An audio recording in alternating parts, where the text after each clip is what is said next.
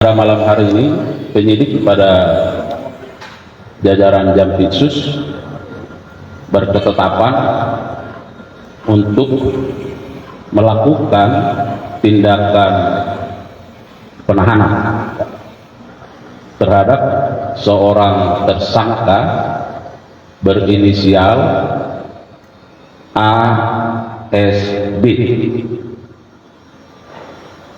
ASB selaku Direktur Utama PT KTM. Direktur Utama PT KTM. Perlu kami sampaikan bahwa beberapa waktu yang lalu yang bersangkutan telah pernah diperiksa sebagai saksi dalam perkara ini.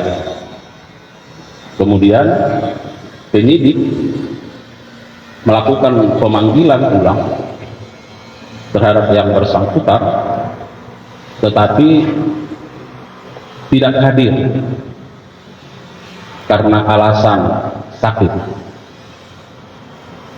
dan beberapa orang lainnya ketika itu menghadiri surat panggilan dari penyidik dan ditetapkan 9 orang tersangka dan 7 diantaranya dilakukan penahanan. 1 orang setelah dicari diketahui berada di Kalimantan Tengah dan seterusnya dibawa ke Jakarta dan dilakukan penahanan. Sedangkan terhadap yang bersangkutan, penyidik terus melakukan pencarian informasi terhadap keberadaan yang bersangkutan. Dari berbagai informasi yang diperoleh bahwa yang bersangkutan ternyata sakit karena jatuh dan dilakukan perawatan di RSPAD Jakarta.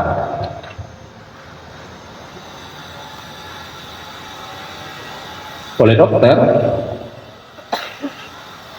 diberi kesempatan dilakukan tindakan observasi sampai tanggal 4 Februari 2025, berarti kemarin ya. Dan penyidik setelah menjelaskan segala sesuatu, berkoordinasi dengan pihak rumah sakit RSPAD, lalu membawa yang bersangkutan ke rumah sakit Adiaksa di Ceger. Dan juga setelah dilakukan pemeriksaan, yang bersangkutan hari ini dibawa untuk diperiksa sebagai tersangka oleh penyidik. Dan pada malam hari ini yang bersangkutan oleh penyidik ditetapkan untuk dilakukan penahanan selama 20 hari ke depan. Beberapa waktu yang lalu juga Direktur Penyidikan sudah menyampaikan tentang kasus posisinya.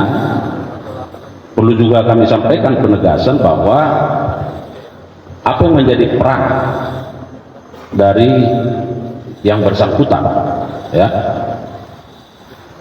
Pada tanggal 7 Juni 2016 tersangka ASB selaku Direktur Utama PT KTM mengajukan permohonan persetujuan impor raw sugar sebanyak 110.000 ton. Selanjutnya atas permohonan tersebut Menteri Perdagangan yaitu tersangka TTM menerbitkan persetujuan impor gula kristal mentah untuk diolah menjadi gula kristal putih kepada PT yang bersangkutan dengan surat persetujuan impor nomor 04 dan seterusnya tanggal 14 Juni 2016 tanpa melalui pembahasan Rakortas Kemenko Perekonomian yang menyetujui impor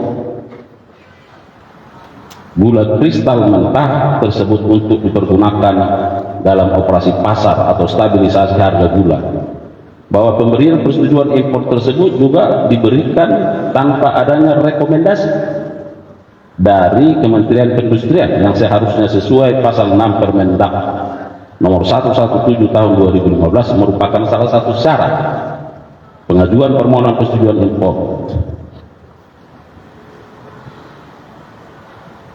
Tentu importasi tersebut dapat dilakukan oleh BUMN yang ditunjuk oleh pemerintah, dan terhadap yang bersangkutan dikenakan pasal sangkaan sebagaimana diatur di dalam pasal 2 ayat 1 atau pasal 3 junto pasal 18 Undang-Undang nomor 31 tahun 99 junto 20 2001 tentang pemberantasan tindak pidana korupsi, junto pasal 55 ayat 1 ke 1 KUH pidana.